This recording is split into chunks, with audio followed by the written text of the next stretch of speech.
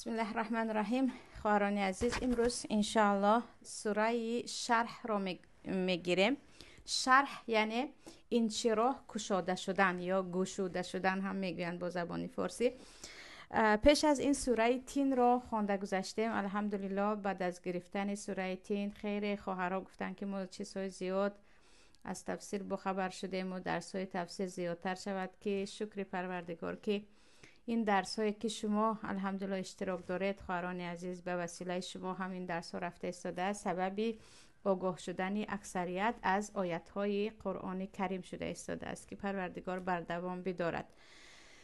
امروز سوره شرح میگذاریم. بعضی علما میگویند این سوره جداگانه نیست، بلکه دوام سوره دوها هست و دوها هست. اما اکثریت علما یا گفتیم جمهور علما، اکثریت علما بر آن هستند که و دوها سوره الهیده است و الم نشرح سوره الهیده است. الله در اولین آیت این سوره مبارکه میگوید الم نشرح لک صدرک، ای محمد صلی الله علیه و سلم، آیا ما قلب تو را نکشادیم؟ و وقتی که با علم تر کیف یا الیس الله باحکم الحاکمین، همین گونه سوال ها در قرآن می آید، معنایش در حقیقت است. یعنی سوال به معنای اینکه سوال اقراری میگویند، یا سوال به معنای اینکه این کار شده است. یعنی وقتی الله میگه آیا ما دل تو را نکشاده، معنیش چی است؟ ما در حقیقت قلب تو را کشاده بوده. درباره کشاده شدن قلب پیامبر، صدر گفته قفس سینه را میگویند.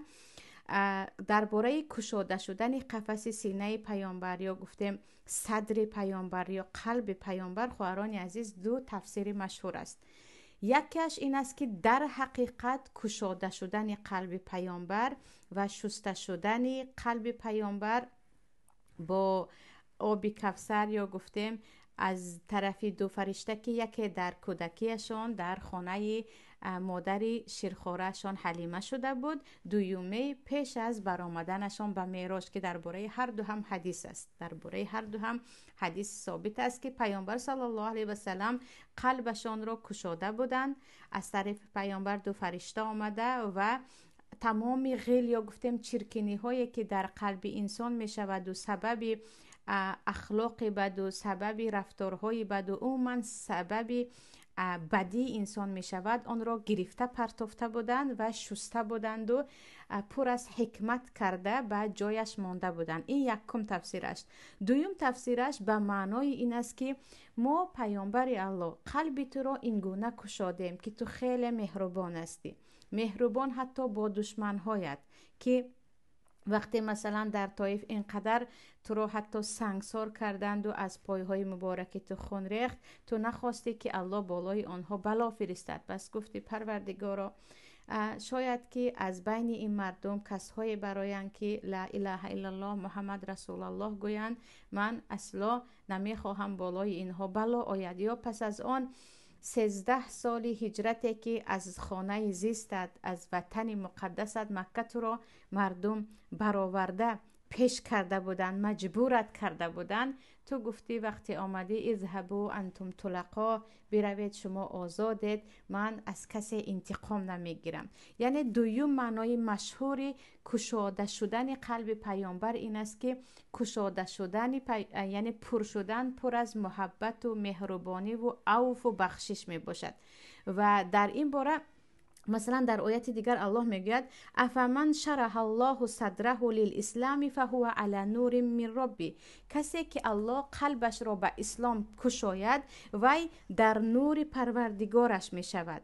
و در برعکس این و من یرید ان یضله یجعل صدره ضیقا حرجا، و کسی که الله گمراه کردن خواهد، که الله با ظلم کسی را گمراه نمی کند، کسی که با عدل پروردگار گمراه می شود و الله گمراهش می کند، قلب او را الله ضیق می کند، عکس کشاد تنگ می کند، این گونه تنگ که گویا که او پر از مشاکل است، هرچی نفسگیر است از تنگی دل خودش. یعنی دوم معناش چی گفتیم؟ کشاده شدن قلب پیامبر با مهربانی و با حکمت و با علم و با عمل و با هر چی که از صفتهای بهترین انسانیت باشد. و خواهران عزیز، وقتی قلب انسان کشاده می شود، دیگر غمهای دنیا، دیگر مشکلی های دنیا، دیگر سرسانی های دنیا او را اذیت نمی کنند. چگونه که پیامبر را وقتی نگاه میکنیم، این کشاده شدن قلب پیامبر سبب شده بود که پیامبر با این قلب کشاد خود تمام مصیبت های دنیا را حل کرده بودند. پیامبر پدری هستند که 6 فرزند خود را به قبرستان ماندند، به گورستان ماندند، خود گورانیدند. پیامبر شوهری هستند که در وقتی که کودکای معدهشان در دستشان بود، همسر بهترینشان خدیجه رو از دست دادن. پیامبر کودک بودن که هنوز به دنیا نآمده پدرشان رفتن و اکنون از مهر مادر وقتی که میخواستن سیراب شوند، مادرشان از دنیا رفتن. هم یتیم، هم از دست داده پدر چند فرزندی خود را، هم شوهری که کودکای مایدهش در دستش است و همسرش مرد، و هم وقتی که در کنف یا گفتیم در حمایت پدر بزرگش بود، پدر بزرگ خود را از دست داد. و این چونین بیرون شدن از وطن خود، این تمام مصیبت های دنیا را، یعنی مصیبت نیست که پیامبر صلی الله علیه و سلم ندیده باشند، اما صحابه ها چه میگویند؟ کسی را مثل پیامبر ندیدیم که زیاد چهره کشاد داشته باشد، همیشه در لبانش تبسم بود. و سبب اینها چه است؟ کشاده شدن قلب. یعنی باید هر مؤمن از پروردگار دعا کند که پروردگار قلب ما را بکشا. چگونه که موسی چی گفتند؟ رب اشرح لی صدری و یسر لی امری واحلل عقدة من لسانی. وقتی الله گفت موسی تو باید بروی به نزد فرعون، پادشاهی که در آن زمان خود را خدا اعلان میکرد، او را دعوت کنی، یعنی به اسلام دعوت کنی، اولین دعای موسی این بود که رب اشرح لی صدری، پروردگارا من این کارو کرده نمیتوانم مگر اینکه تو دل مرا بکشایی. وقتی دل انسان را پروردگار میکشاید، بجز اینکه پر از حکمت و پر از محبت و پر از مهربانی میشود، پر از شجاعت هم میشود. و تمام این خصلت ها را پروردگار در قلب بنده اش محمد جای کرده بود. و چی میگوید؟ محمد این ما هستیم، یا این من هستم پروردگار تو که قلب تو را کشادم. و باید مؤمن یقین بداند وقتی تمام نعمت های دنیا در دست شما هست، از خانه و از عائله و از ماشین و دیگر از همه چیز، اما قلب شما کشاده نیست، یا گفتیم قلب شما آرامش ندارد، هیچ چیز در چشم شما نمایان نمی شود. هیچ چیز در چشم شما نمایان نمی شود. خوشبختی قلب است که آنهایی که قلب آرام دارند یا قلب خوشبخت دارند، هیچی نداشته باشند هم همیشه در آنها تبسم می بینید، هیچ چیز نداشته باشند هم در آنها آرامش می بینید. پس کشاینده قلب ها این پروردگار یگانه است که باید این دعا را بکنیم مثل موسی رب اشرح لی صدری و یسر لی امری واحلل عقدة من لسانی.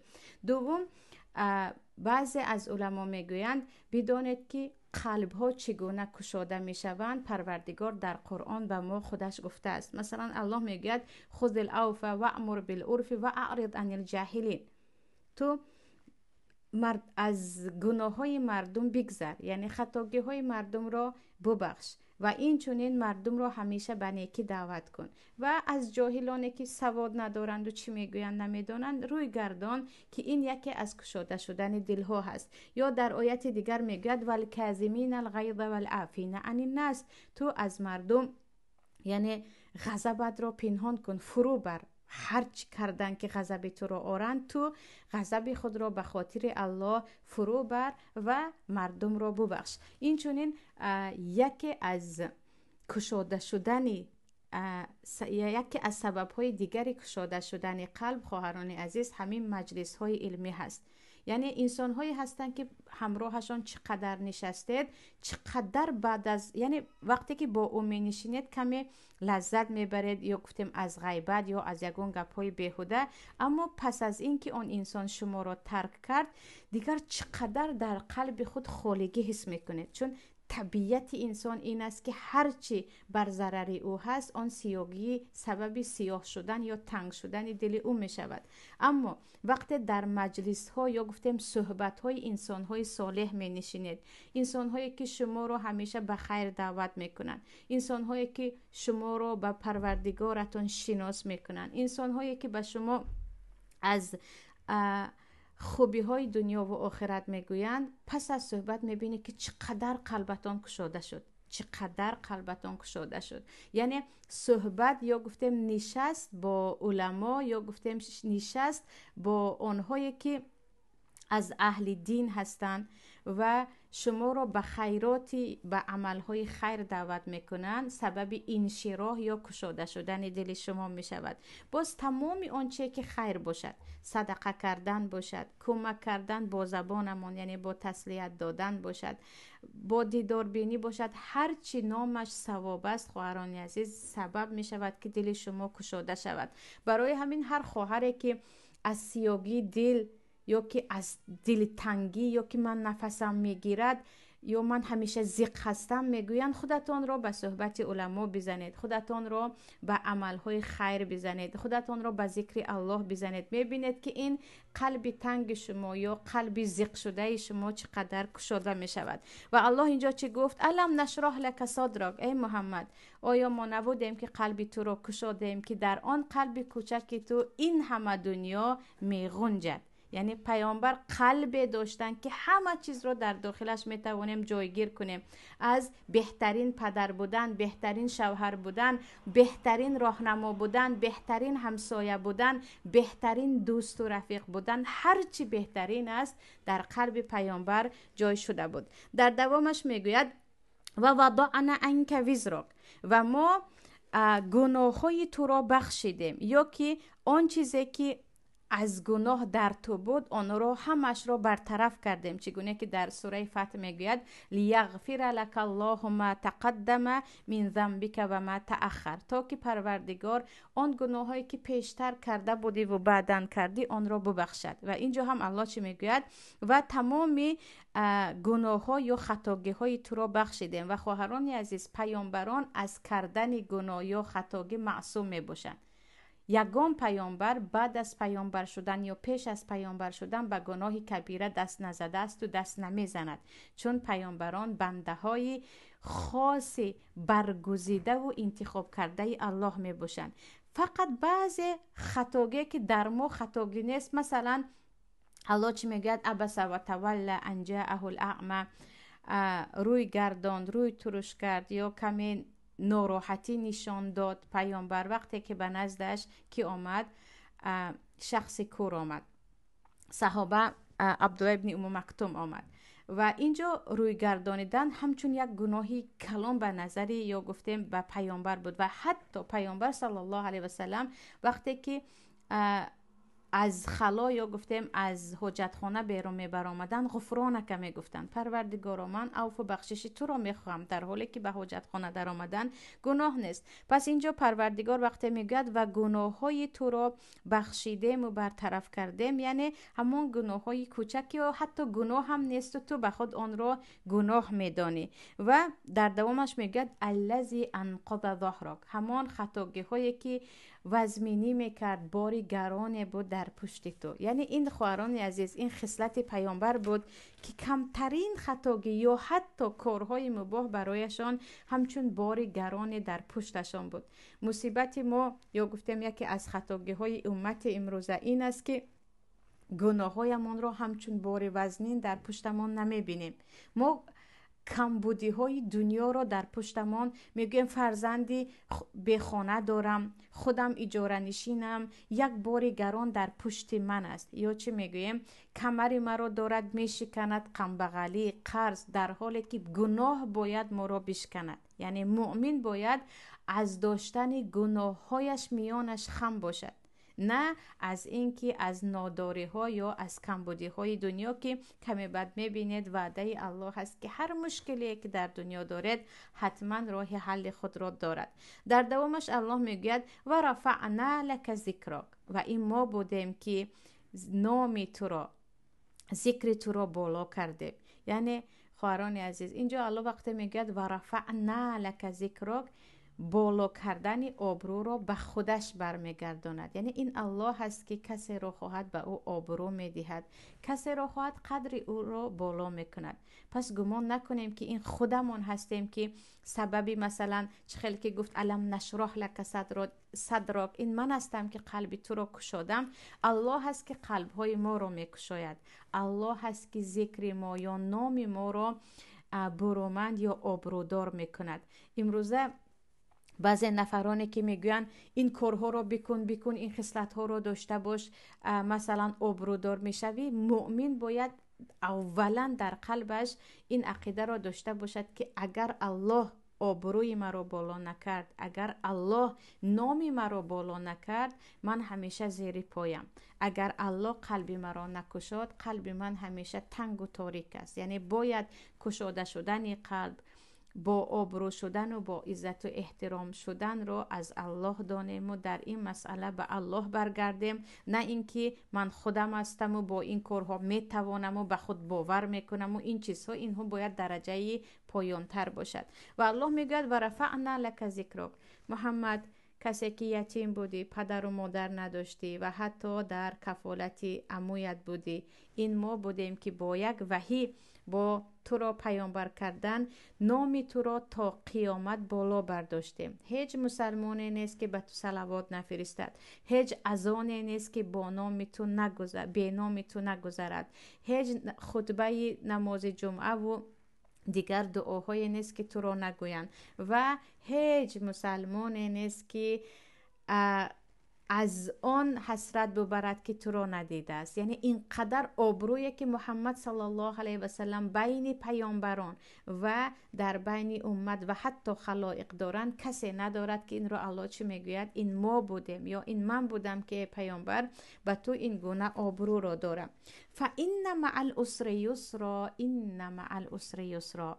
پس از این همه ذکر پیامبر یا گفته منت کردن الله نسبت پیامبر که منت به الله حلال است که او صاحب تمام نعمت هاست، میگوید پس بدانید مع العسر یسرا، هر یک مشکلی، هر یک غم و اندوه آسانی دارد.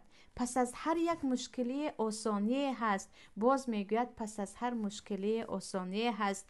در حدیث آمده است که پیامبر به سنگ اشاره کرده میگویند بدانید اگر مشکلی ها بیاید و داخل همین سنگ پنهان شود که گمان کنید که دیگر سنگ بسته است، این مشکلی اصلا حل نشدنی است، آسانی آن هم داخل سنگ می شود و آن را پاره می کند. چون الله چه گفت؟ این مع العسر یسرا، این مع العسر یسرا. یعنی توکیداً الله بگفت که پس از مشکلی ها آسانی هست. این باید در قلب هر مؤمن این آیت پروردگار همچون یک شعار بزرگ جای شده باشد که هر مشکلی به سرت می آید یک باره به شکایت و به ویلا و به اینجا و به آنجا دویدن و حقارت کردن سرنوشت و دشنام دادن دنیا و دشنام دادن مصیبت نپرداز. این وعده الله هست، این مع العسر یسرا. پس از مشکلی البته آسانی هست. و یکی از معجزه این آیت گویم این است که الله این مع العسر یعنی مشکلی را با ال آورد و یسر را یعنی آسانی را بدون ال، که در زبان عربی اگر ال گیرد کلمه معنایش یک تا هست و به ال آید یک چند تا است. و پیامبر میگویند بدانید که اصلا یک مشکلی دو آسانی را شکست نمیدهد و الله اینجا یک مشکلی گفت و دو آسانی گفت و تمام مشکلی هایی که به سر شما می آید آسانیش کشایشش هم هست. چگونه که در آیت های دیگر الله چه میگوید؟ سیجعل الله بعد عسر یسرا. بدانید که پس از هر مشکلی های پروردگار برای شما آسانی میدهد. گمان نکنید که حیات شما همیشه همین گونه هست.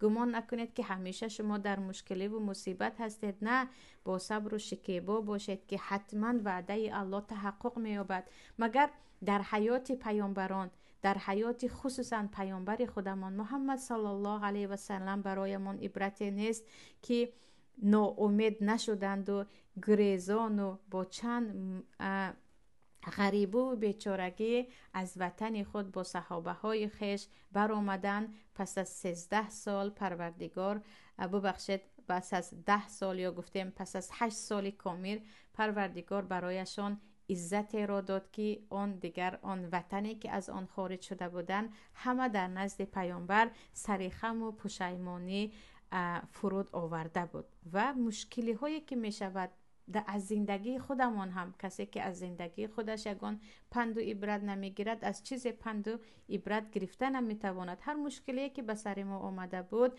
حتما آسانی داشت یا حکمت های خودش را داشت که زندگی ما را تغییر داد. همین گونه هر مشکلی که می آید یقین بدانید این مع العسر یسرا، یک اگر نشد هم در آخرت به عوض مشکلی های آمده پروردگار البته بنده های خود را راضی می سازد. و پس از اینکه الله میگوید بدانید که پس از مشکلی ها آسانی هست، میگوید فاذا فرغت فانصب، ای پیامبر وقتی فارغ شدی یعنی از کارهای دنیا خلاص شدی یا گفتیم وقتی به شب رسیدی و دیگر کارهای دنیا تمام شد، فانصب در این وقت رجوع کن به پروردگارت.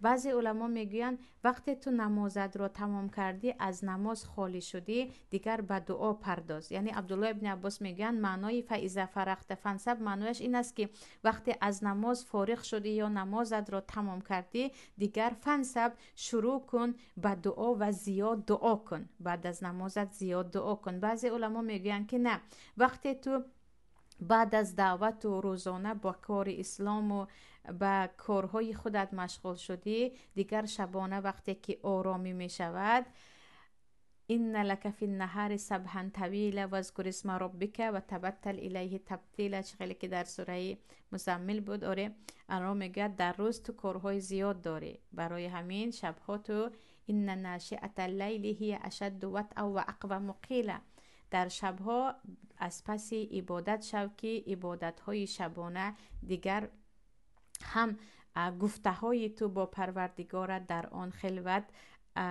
قوتی دیگر دارد و هم ثواب آن. و اینجا هم به ما چی میگوید پروردگار؟ وقتی که خالی شدید زود فانصب برگردید به پروردگار، از پی عبادت شوید.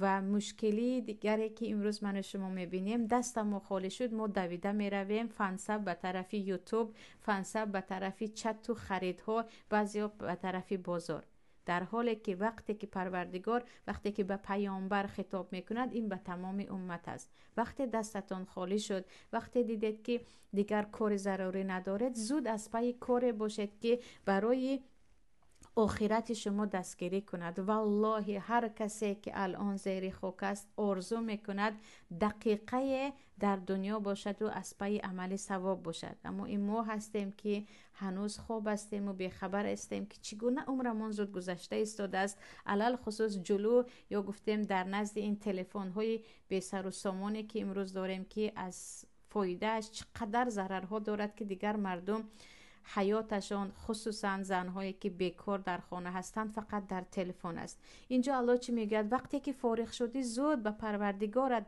برگرد و الی ربک فرغب، و یعنی برگشتن با اشتیاق، با چه خیلی که به یک چیزی که خیلی دوستش می‌داری دویده میروی که باید من در آن اشتراک کنم یا به دست آورم، همین گونه به نزد پروردگارت در عبادت ها با اشتیاق برگرد. و یکی از بزرگترین سبب کشاده شدن دل یا آرامش دیگر خواهران عزیز همین فالی ربک فرغب می باشد. و الی ربک فرغب یعنی وقتی که شما هر مشکلی که به سرتون آمد یا حتی مشکلی هم به سرتون نآمد، وقتی شما خالصانه با بیچارگی در نزد پروردگار یا به پروردگارتان زانو زدید، از مشکلی هاتون گفتید، از ناتوانیاتون گفتید، از شکایت هایی که نسبت مردم دارید گفتید، میبینید که یک کشایش در قلبتون است.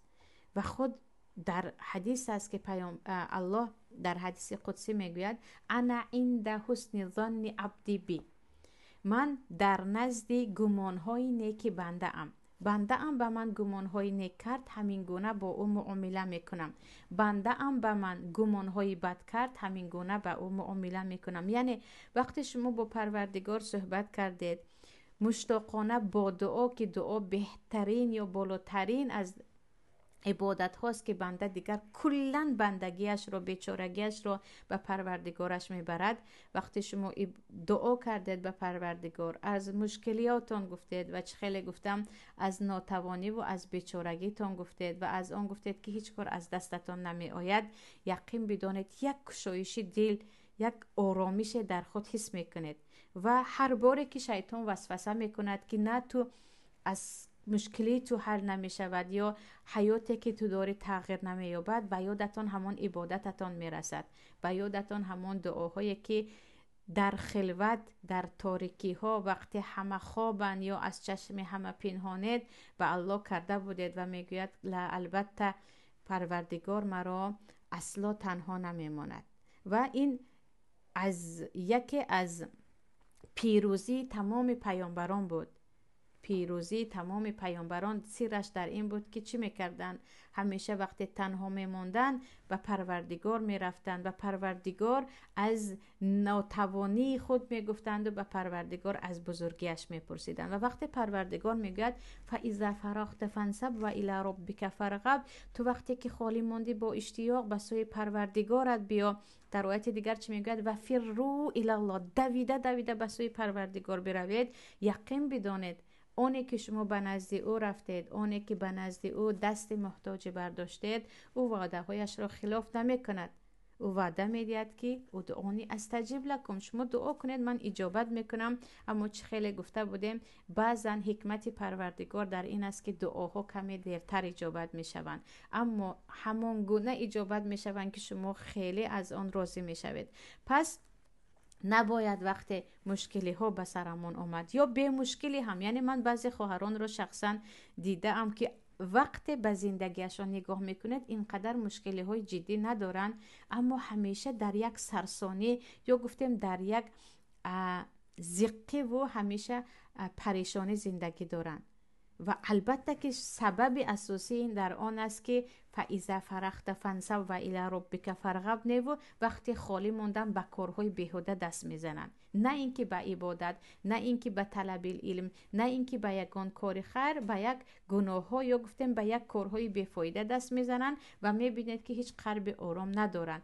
و بعضی های دیگر چی میگویند؟ من برای قلبم آرام شدن باید داد و فغان کنم یا هرچی در دلم هست آن را بگویم. خواهرانی که میگوید من هرچی در دلم هست، یعنی با جنگ کردن گفته آرام میشوم، شما اوره شاید کمی آرام بشوید، اما وقتی که در وقت عصبانیت شما چیزی رو میگویید اکثریتش از عقل بیرون میشود، به سلامتی هم چقدر ضرر دارد. بهترینش این نیست که وقتی این گونه شدیم برگردیم به سوی رب العالمین، اونی که قلب موسی را کشاد و موسی بالای فرعون غالب آمد، اونی که قلب پیامبر صلی الله علیه و سلم را کشاد و پس از آن همه مشکلی ها پیامبر دیگر به پیروزی رسیدند. این بود خواهران عزیز امروزه تفسیر سوره الم نشرح یا که سوره شرح. ان شاء الله و دعا را درس های دیگر با هم دوام میدهیم.